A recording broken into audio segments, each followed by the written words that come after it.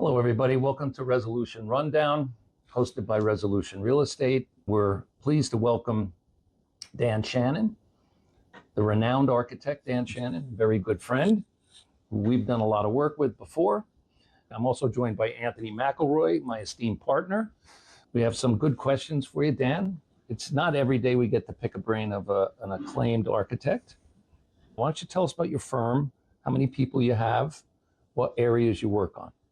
The firm was started in 1991 by my two former partners, Leon Moed and Raul Diarmas and myself. We left Skidmore in Merrill in 1991 to start the firm. So we're, plus 30 years into it.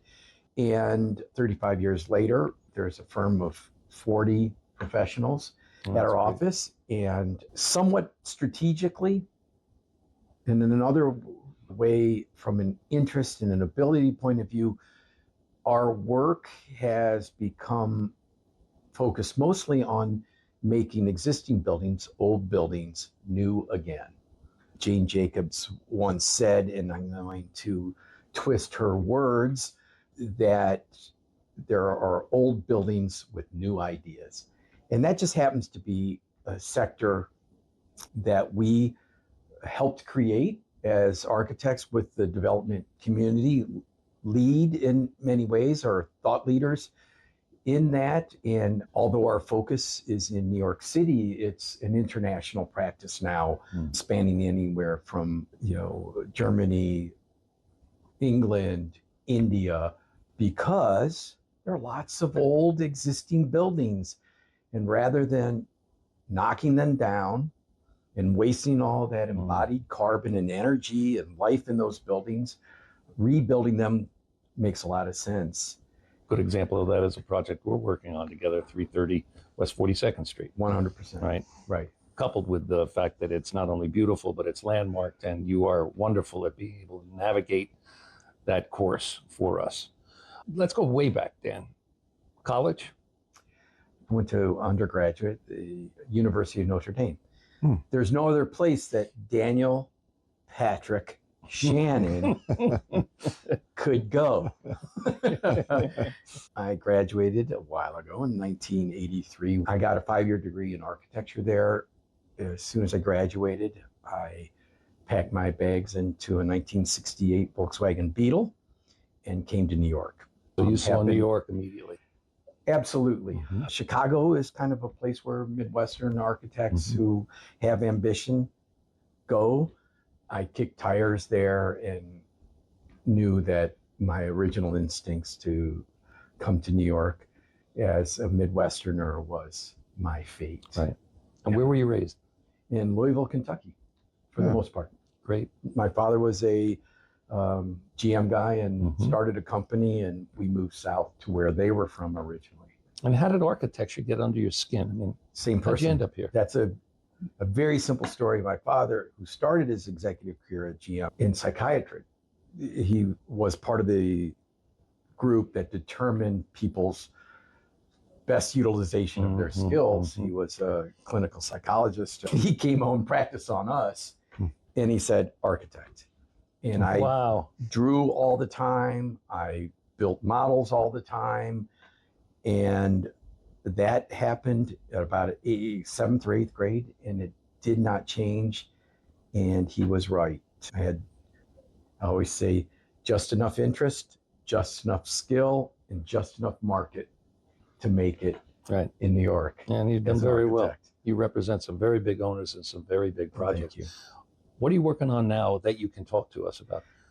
As you know, in real estate, you can talk about any of it because there are no secrets in real estate.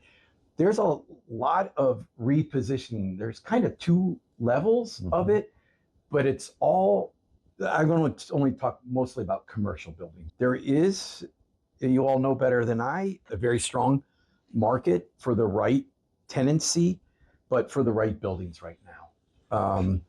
Those buildings that have slipped from their Class A status, there's a focus in the real estate community to revive those high quality assets back to Class A. So that means sometimes new facades for the building because the facade's in trouble or not performing, but certainly new tenant experiences. Anything from the amenitization of that asset to new entry sequences, new retail positioning, exterior spaces. So, that goes the breadth of 1633 Broadway, traded from Paramount to Ellacor. Ellacor is making a significant amount of investment in those buildings. As a matter of fact, just as the New York market has got some revitalization in it, so does the San Francisco. I come into Penn Station Yes.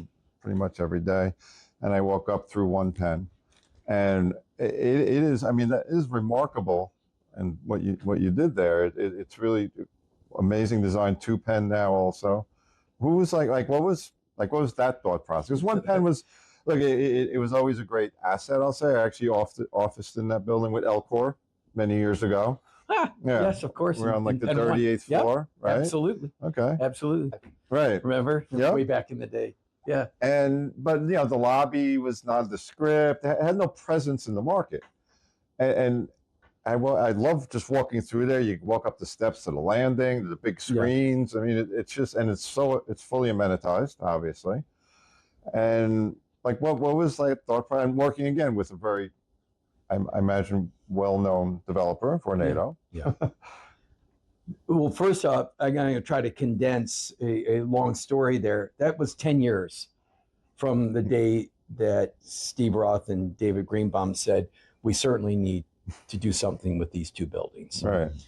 Very different. Penn 1, essentially a performing building because it's a center core, Right. well considered building, but on the ground floor, it was a fort. It was defensive against some It wasn't welcoming. some public problems on the base of the building. Whereas Penn 2, or at that time 2 Penn, couldn't be considered a good building at all. No. A very small amount of windows, a horrible sequence of ways to enter the building, and so on and so forth.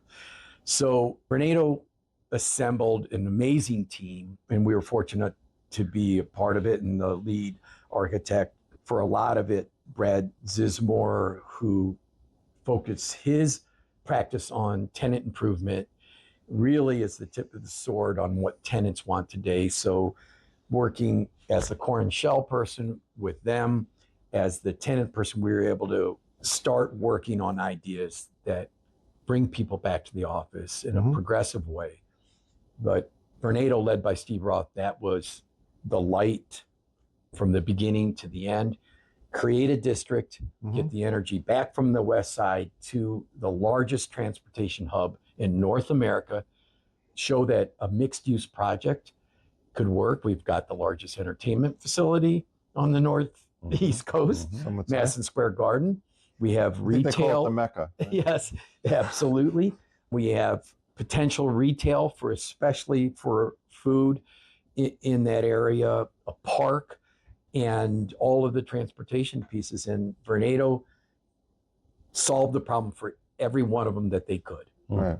Right? So Penn 2, relocating the entry, rebuilding the entry to Penn Station there, making all of the new entries to Penn Station barrier free, but then putting in, a 250-person auditorium, conferencing center, Lifetime Fitness, making sure that everything that fit the market today had been considered and designed and then invested in, all the way to the top of the building, where we reactivated empty space for Madison Square Garden's headquarters.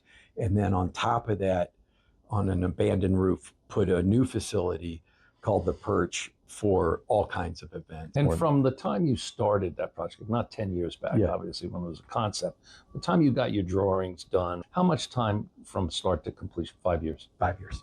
Yeah. And is that typical, Dan? No, not at all. This one's big. So another thing about redevelopments or working on an existing building, it's half the time of a new building. And for a simple, and we're talking about after assembling a site, and you know how difficult assembling a site in New York City is. That's decades of patience, and asking a developer, real estate executive to be patient. They have a long game on assembly, but once it's assembled and they have an idea, then it's off to the races. But a redevelopment takes half the amount of time. You don't have to remove what exists. Right. It's easier to entitle, in other words, getting through zoning and city planning and DOB and all of that stuff. But the build is also half the time, and a little bit less than half the cost as well. So that makes it a powerful equation to do that. Let's switch to residential and the residential conversions. You know, a topic on everybody's mind now is the city of yes. Yes. And how effective, and I'm, you know, just in your opinion, Dan, how effective is that I think that, and you and I studied it and knew we had to, when we looked at buildings before, they were close. They architecturally, especially all the loft buildings, so they architecturally all could be converted.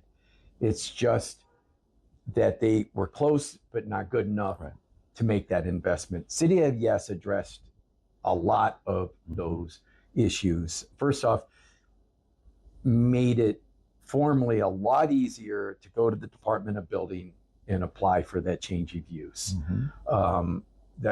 But for us, what really made a difference, two parts, is the amount of area in the zoning calculation that could be deducted for amenities and corridors and so on really changed the calculus on conversions.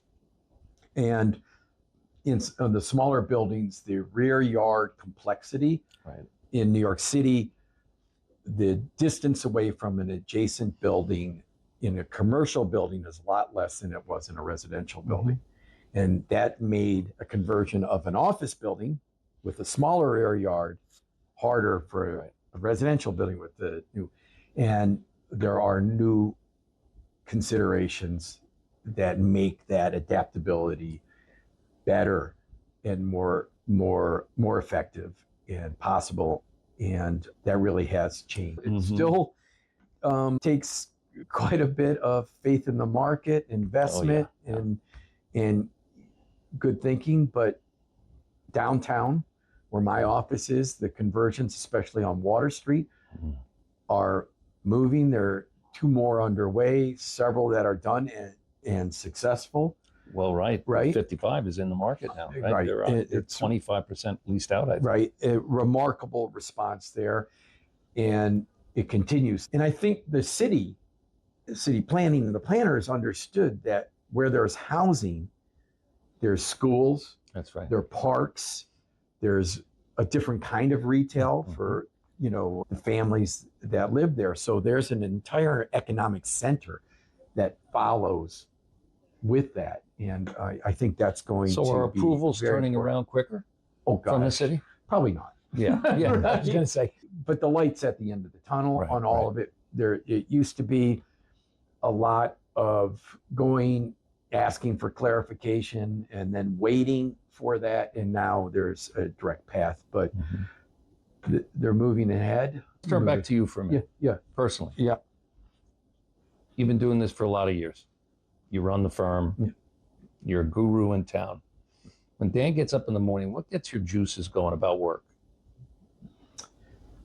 I love rebuilding cities, bringing vitality back to cities on any level. You know, there's a couple of buildings that are trading now. I love when a client calls and says, let's walk it. Let's think about what we can do. I was born with a connection in my right hand to my eyes and to my brain. So I just speak and solve through sketching using a fairly sophisticated program. But that brings me, and then listening to a client saying, this is what I envision. I think architects often overlook the point that there are 3 players involved in this business. The person that's going to pay for it, and the person that's going to build it, and the person that dreams it up. Right.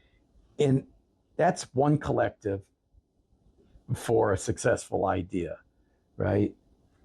You had on your paper who taught you, who mentored you. I'll tell you who I learned that from, Harry Macklowe. Was going to come back to him. Yeah. Harry taught me to listen Mm-hmm. because he had ideas, he had vision. And anybody in the development world has a vision of what that property could be used for, what that district should be used for, whether they're following or leading, it's still vision on that. Where do you see architecture in New York in 5 years from today? What's changed, since COVID, since all the things that have happened in the last 6 years? Every time we go through a cycle, it's the end of the world. It's the end of the world is coming. We're never coming back. COVID being the last one. Bees, we're never going to survive. We, 3 young people, Mm-hmm. have recently seen 9/11, Superstorm Sandy, Mm-hmm. and COVID. And COVID, right. And New York City, on each of those, has shown its resilience, That's right.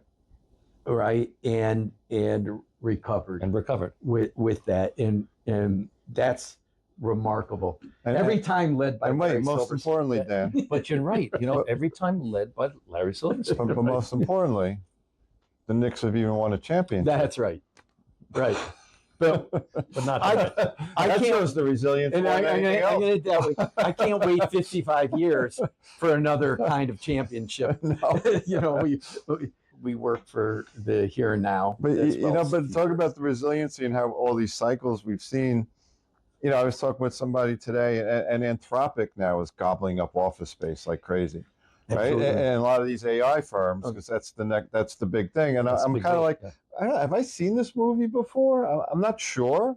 Like, I don't know if they're apparently Anthropic is profitable, Right. but I mean, we went through the whole .com era. Right. Then we went through Which the whole was WeWork crazy. era, right? Correct. Where like every WeWork had all that space, and to your point, right? Like we've survived all of that. Also, I'll give you 2 examples of how it works. I have 2 children, both for the benefit. My wife and I have both come back to New York City to live and work. My daughter works in marketing, does 99% remotely, but she and her husband have invested in their home Mm-hmm. such that they have offices inside of that. Mhm. My son just started several months ago at Google, right? Loves going to work, Mm-hmm.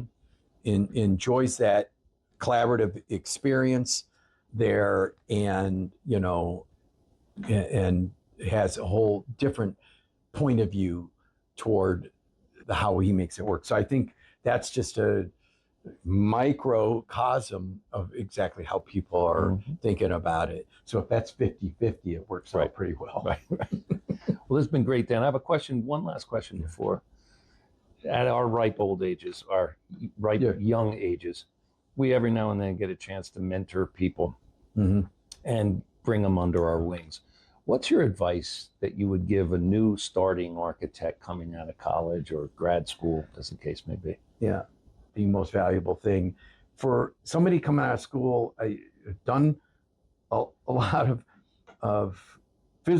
actual program mentoring through Mhm. schools, and so what I used to always say, and this came from my partner Leon Moed, look around and see the work that you like, and plot a path towards qualifying. So I would recommend broadening one's skill set, Mm-hmm. one's interest in solving larger problems. So if you can solve a big problem, you're Right. going to have a lot of value to an architecture firm because you can more easily solve the small problems you're asked to do in the beginning. Right. Which is Um, inherently a change in your industry Yeah. from when you started, Yeah. right? Our, Bigger picture wasn't what was. our industry, like I said, is condensing. Mm-hmm. The large firms are saying we're everything for everybody all at once. That's not what we are, right? But that's what's going on. There's a lot of Mm. concentration and condensing going on. I think that is going to continue. So I think people coming out of school today with those broader skills will bring a lot of value to those firms that are saying, well, I'll do a sports arena, or I'll do a conversion, or I'll fill in, some piece of unused land and put a city there. Well, Dan, thank you very much. Yeah. Anthony, do you have been any other great. questions for Dan? No, it was great. Well, listen, Thanks, Appreciate it. It was a pleasure. Yeah. Dan, Jerry, always- thank you, always man. a Really pleasure. appreciate it. We Yeah. learned a lot today. Thank you, guys.